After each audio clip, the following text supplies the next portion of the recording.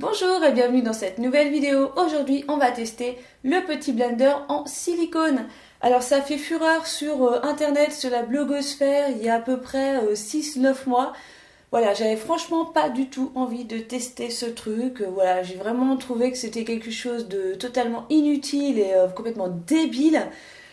Et malheureusement ou heureusement, on va bien voir dans cette vidéo, je l'ai reçu dans la Glossy Box du mois de septembre et je me suis dit bon bah on va la tester et je vais partager ça avec vous. Et donc c'est parti!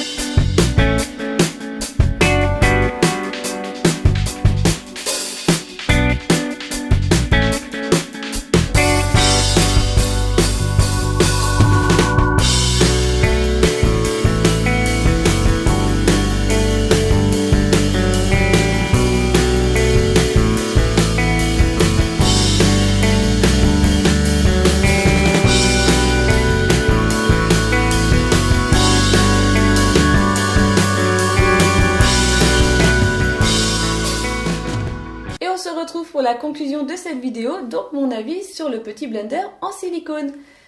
Eh ben j'ai été royalement surprise. Alors il faut savoir que j'utilise une bébé crème 95% du temps. Je mets rarement du fond de teint parce que je considère que j'ai pas une peau avec des gros problèmes, avec beaucoup de choses à cacher. Comme vous avez pu le constater, j'ai pas voilà, des grosses plaques ou des trucs vraiment à cacher.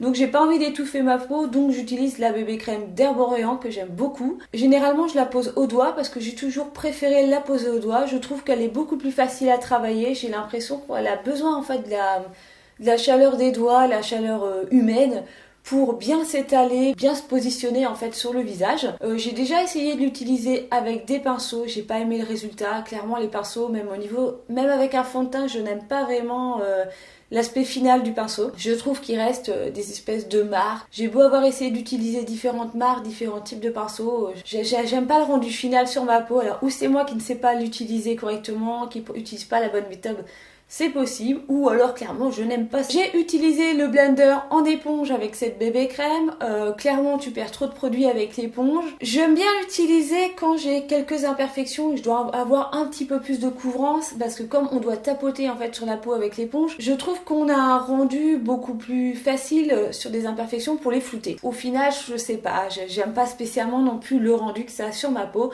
donc je suis clairement revenue au bout d'un moment à l'utilisation de la bébé crème sur les doigts et de l'étaler donc avec les doigts.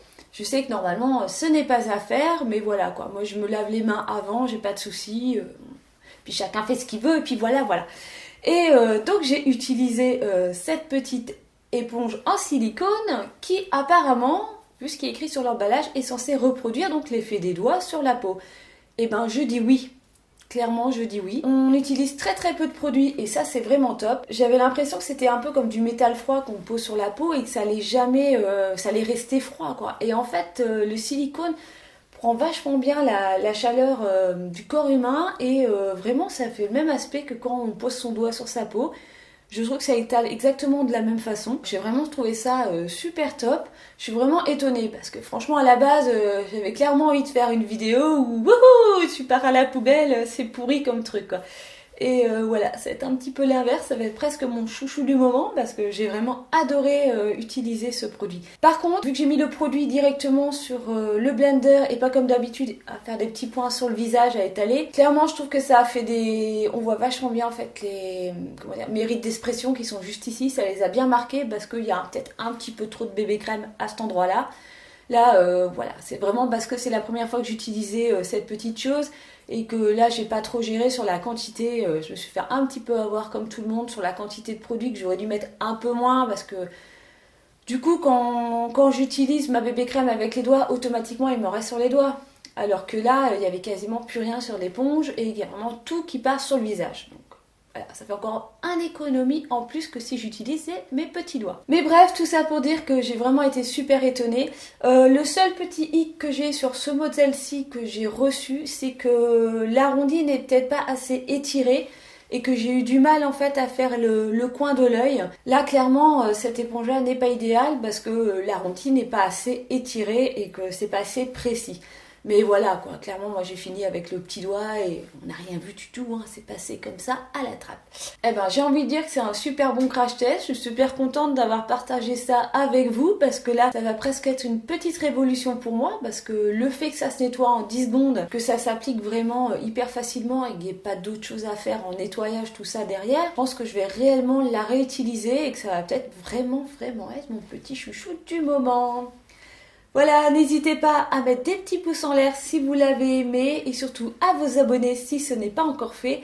Et je vous dis à bientôt dans une prochaine vidéo.